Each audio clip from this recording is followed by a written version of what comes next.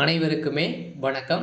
சற்று முன் கிடைத்திருக்கக்கூடிய ஒரு மிக மிக முக்கியமான செய்தி ஒன்று வெளியாகி உள்ளது. சற்று முன் செந்தில் பாலாஜிக்கு சிறை தண்டனை, கதை முடிந்தது, நீதிமன்றம் அதிரடி தீர்ப்பு, இது மாதிரி செய்திகள் வெளியாகி இருக்கு. ஸோ நேற்று நடந்த செந்தில் பாலாஜியுடைய வழக்கில் பார்த்தீங்கன்னா இப்போ வருகின்ற 13ஆம் தேதி பார்த்தீங்கன்னா அவருடைய வழக்கில் ஸோ இறுதி தீர்ப்பு வழங்கக்கூடிய அளவுக்கு தான் இப்போ பார்த்தீங்கன்னா உச்சநீதிமன்றம் போயிருக்காங்க இல்லையா. ஸோ அவருடைய வழக்கை முடிக்கணும் அப்படின்ற மாதிரி தான் பார்த்தீங்கன்னா ஓஎஸ் பாலாஜி அவர்கள் பார்த்தீங்கன்னா வழக்கு பதிவு செஞ்சுருந்தார். இந்த வழக்கை பார்த்தீங்கன்னா உச்சநீதிமன்றம் என்ன தீர்ப்பு வழங்க போகிறாங்க அப்படின்றது தான் ஒரு பெரிய கேள்விக்குறியாக இருக்கு இல்லையா. ஸோ ஏற்கனவே செந்தில் பாலாஜி அவர்கள் சட்டத்துக்கு விரோதமான பண பரிமாற்ற வழக்கல் தான் சிக்கி ஏற்கனவே அதிமுகவில் இருக்கும்போதும் பார்த்தீங்கன்னா அவர் விலை வாங்கி தருவதாக பார்த்தீங்கன்னா அவர் நிறைய மோசடிகள் செஞ்சுருக்காரு அப்படின்ற மாதிரி தொடுக்கப்பட்ட வழக்கில் பார்த்தீங்கன்னா இப்போ அடுக்கடுக்காக மீண்டும் பார்த்தீங்கன்னா நிறைய ஊழல்கள் செஞ்சுருக்காரு அப்படின்ற மாதிரி பார்த்தீங்கன்னா அவர் மீது நிறைய வழக்குகள் போடுவதற்கான ஏற்பாடுகள் நடந்துட்டு வருவதாக பார்த்தீங்கன்னா அண்ணாமலை அவர்கள் வெளியிட்ட ஆதாரத்தால் இப்போ வசமாக செந்தில் பாலாஜியுடைய கதை ஒட்டுமொத்தமாக முடிந்திருக்கு. ஸோ இதை பற்றி இந்த வீடியோவில் முழுமையாக பார்க்கலாம். ஸோ அதுக்கு முன்னாடி நம்ம சேனலுக்கு இப்போ தான் நீங்கள் முதல் முறையாக வந்திருக்கீங்க அப்படின்னா மறக்காமல் நம்மளுடைய சேனலை சப்ஸ்கிரைப் பண்ணி சப்போர்ட் பண்ணுங்கள்.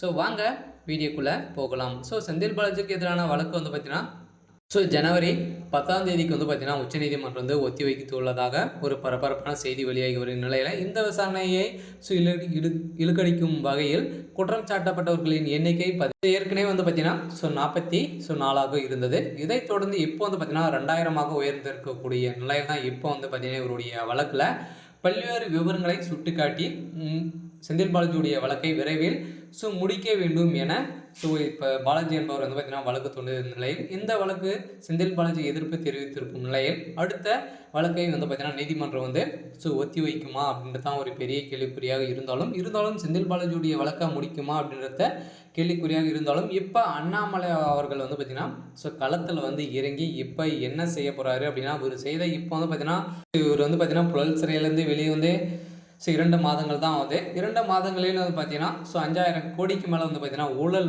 செஞ்சுருக்காரு அப்படின்ற மாதிரி பார்த்தீங்கன்னா இப்போ முக்கிய ஆதாரத்தோடு களத்தில் இறங்க போகிறாரு.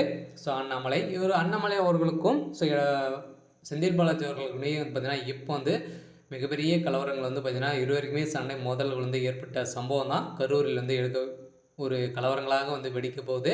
இப்போ இன்றைக்கி நாளைக்குன்ற மாதிரி பார்த்தீங்கன்னா சொல்லப்பட்ட ஒரு நிலையில் தான் என்ன நடக்கும் அப்படின்றது தான் எல்லாருக்குமே கேள்விக்குறியாக இருந்தாலும் இப்போ செந்தில் பாலாஜி அவர்கள் பார்த்தீங்கன்னா பாஜகவை குற்றச்சாட்டி பேசிய ஒரு நிலையில் இப்போ பாஜகவினர் பார்த்தீங்கன்னா மேலிடத்திலிருந்தே ஒரு மிகப்பெரிய பிரசாரர்கள் செந்தில் பாலாஜி அவர்கள் கொடுத்த ஒரு நிலையில் இதன் அடிப்படையில் தான் இப்போ உச்சநீதிமன்றம் போட்ட தீர்ப்பால் இப்போ அவருடைய ஒட்டுமொத்த கதையை முடிக்கக்கூடிய அளவிற்கு 9 ஆண்டுகள் சிறை தண்டனை வழங்க போகிறதாக ஒரு பரபரப்பான செய்தி வருகின்ற நிலையில் தான் இவர் பார்த்தீங்கன்னா செய்தது ஊழல் அனைத்துமே நிரூபணமாகிருக்கும் நிலையில் இப்போ சிறையில் அடைக்கப்படுவதாக ஒரு பரபரப்பான செய்தி வெளியாக இருக்குது. இருந்தாலும் என்ன நடக்க போகுது அப்படின்றத வெயிட் பண்ணி பார்க்கலாம். இது மாதிரி செய்திகளை தெரிஞ்சுக்கணும் அப்படின்னா மறக்காமல் நம்மளுடைய சேனலை சப்ஸ்கிரைப் பண்ணிக்கோங்க.